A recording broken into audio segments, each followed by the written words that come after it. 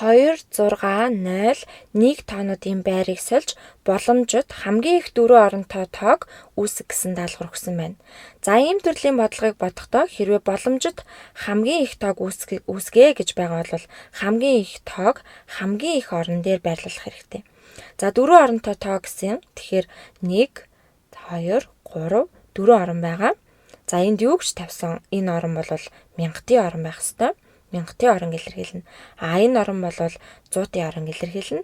Энэ орон юу ч тавьсан 10-ийн орон илэрхийлнэ. Энэ орон бол 1-ийн орон илэрхийлнэ. За тиймээс 1000-ийн оронгоо хамгийн их байлгах хэрэгтэй. Тэгэхээр жишээлх юм бол энд хамгийн их тоон 6 байна. Тэгэхээр бүгдээрээ үнийг 6000 болгож болно.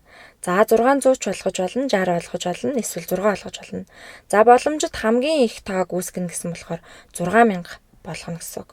За энэ оронд өөр тоог авч тавих юм бол жишээ нь тгийг тавих юм бол 1000-гүй болчихно, 2-ыг тавих юм бол дөнгөж 2000 болно, 1-ийг тавих юм бол дөнгөж 1000 болчихно. Тэгэхээр 6000 нь бол 1000-ийн оронд яг болж хамгийн их утгаа авч чадчихна. За одоо 2, 0, 1-ийн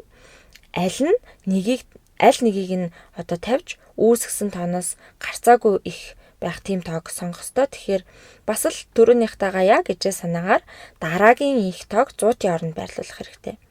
За дараа нь бас л яг адилхан дараагийн их тоог 10-тад байрлуулна. 1 10-т байх нь тэг 10 байхаас илүү шүү дээ. Тэгэхээр бидэнд 1 гэж энчээ тавиад тэг үлдэнэ. За тиймээс тгийг энчээ тавина.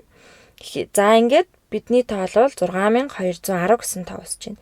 Хэрвээ бид боломжит хамгийн бага тоог үүсгэх байсан бол үүнийг өөрөөр боломжит хамгийн бага тоог 1000-тад байрлуулж хамгийн их тоог 1-ийн оронд байрлуулна. За боломжит хамгийн бага тоо нь гэхээр анхааралтай байх хэрэгтэй. За 0, 1, 2, 6. Тиймээс эдгээр дөрвөн тоогоор үүсгэж болох боломжит хамгийн бага тоо нь бол эдгээрийн уруугаар 126 байх нэ.